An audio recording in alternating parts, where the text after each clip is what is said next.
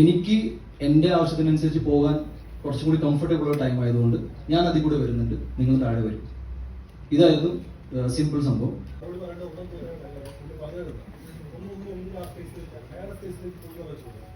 Okay,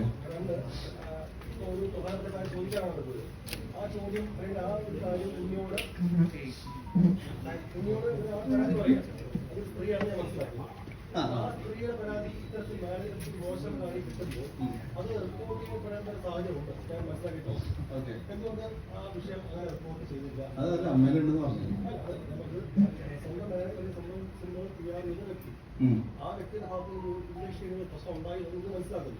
അത് ചോദിക്കാൻ വേണ്ടി അയാളുടെ സ്പേസിലേക്ക് പോകുന്നതാണ് ഒന്നാം പ്രശ്നം. അത് പ്രശ്നമല്ല, ചോദ്യം അങ്ങനെ എടുക്കണ്ട. നമ്മൾ പറയുന്നത് ഒന്നും മൂന്ന് കാര്യമാണ്. രണ്ട്, എന്തുകൊണ്ട് അക്കാര്യം ഒരു നിയമപരമായിട്ടുള്ള ഏജൻസി അല്ലെങ്കിൽ അവരെ നിങ്ങൾ റിപ്പോർട്ട് ചെയ്യുന്നതാണ്. ഓക്കെ, ഞാൻ എന്തുകൊണ്ട് അങ്ങോട്ട് പോയിരുന്നു? അതായത് ഞാൻ ആദ്യം വിളിച്ചത് എൻ്റെ സുഹൃത്ത്, ഡയറക്ടറായ ഒരു സുഹൃത്തിനാണ് വിളിച്ചത്, അറിയിച്ചത്. ഞങ്ങൾ എല്ലാവരും കോമൺ ഫ്രണ്ട്സ് ആണ്. ഞാൻ ആദ്യം പറയുന്നത് 2018 മുതൽ 2021 ഇടയിൽ ഈ ഒരു ബന്ധം ഒരു നോർമൽ പ്രൊഫഷണൽ റിലേഷൻഷിപ്പിന്റെ അപ്പുറത്ത് ഒരു സൗഹൃദത്തിലേക്ക് കയറിയിട്ടുണ്ടായിരുന്നു. ഒരു 3 വർഷം മുന്നേ തന്നെ ഞാൻ ഇയാളെ കുറിച്ച് ഇതേ ഡയറക്ടർ സുഹൃത്തിനോട് പറഞ്ഞിട്ടുണ്ടായിരുന്നു. ഞാൻ വിചാരിക്കുന്ന രീതിയിലുള്ള ഒരു വർക്കിംഗ് പാറ്റേണിലല്ല കാര്യങ്ങൾ പോകുന്നത്.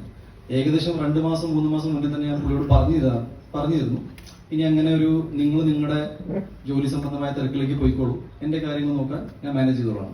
ഈ ഒരു സിറ്റുവേഷനിലെ കാര്യങ്ങൾ പോയിക്കൊണ്ടിരുന്നു. ഇതിന്റെ ഉള്ളിൽ ഒരുപാട് മറ്റ് സിനിമാ ചർച്ചകളും കാര്യങ്ങളൊക്കെ ഉണ്ടായിട്ടുണ്ട്. അതൊന്നും ഞാൻ ഇതിൽ ഉൾപ്പെടുത്താൻ നോക്കുന്നില്ല. ഞാനിതിനെ വളരെ ഒരു പ്രൊഫഷണൽ, ഇപ്പൊ സിനിമാ മേഖലയിൽ നടക്കുന്ന ഒരുപാട് സിനിമകൾ എന്ന് പറഞ്ഞാൽ ഇന്ന് അനൗൺസ് ചെയ്ത നാളെ സിനിമ സമ്മതിക്കണമെന്നൊന്നുമില്ല. അതിന്റെ പ്രാക്ടിക്കാലിറ്റീസ് ഈ കഴിഞ്ഞ 15 വർഷത്തിലും അതിനേക്കാൾ കൂടുതൽ സിനിമയിലുള്ള ആൾക്കാർക്ക് അറിയാം.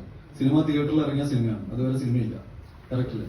ഓക്കെ, അപ്പൊ ഇത് ഞാൻ എന്തുകൊണ്ട് അങ്ങോട്ട് പോയെന്ന് പറഞ്ഞാൽ ഈ ഇഷ്യൂ അറിഞ്ഞത് ശേഷം ഇമ്മീഡിയറ്റ്ലി ഞാൻ അയാളെ വിളിക്കുന്നു, ഈ ഡയറക്ടറിനെ.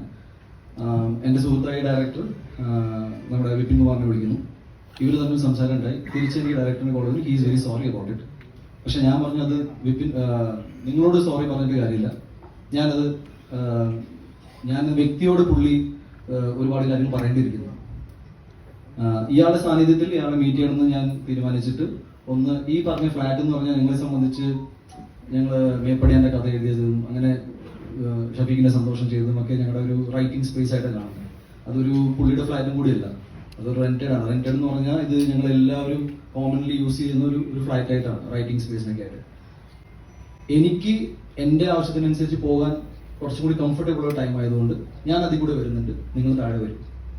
ഇതായിരുന്നു സിമ്പിൾ സംഭവം. ഈ വിഷു എന്തുകൊണ്ട് റിപ്പോർട്ട് ചെയ്തില്ല എന്ന് പറഞ്ഞാൽ, റിപ്പോർട്ട് ചെയ്യേണ്ട റിപ്പോർട്ട് ചെയ്തിട്ടുണ്ട്. ഞാനിത് സംസാരിക്കുന്നു, വെരി നെക്സ്റ്റ് ഇത് ന്യൂസ് ആവുന്നു. ഞാൻ കേൾക്കുന്നതും പുള്ളിനെ കാണുന്നതും അന്ന് ഉച്ചയ്ക്ക് സംസാരിക്കുന്നു, വൈകുന്നേരം ന്യൂസിൽ ടൊവിനോ മാറ്ററായിട്ട് ഇത് പുറത്തു വരുന്നു.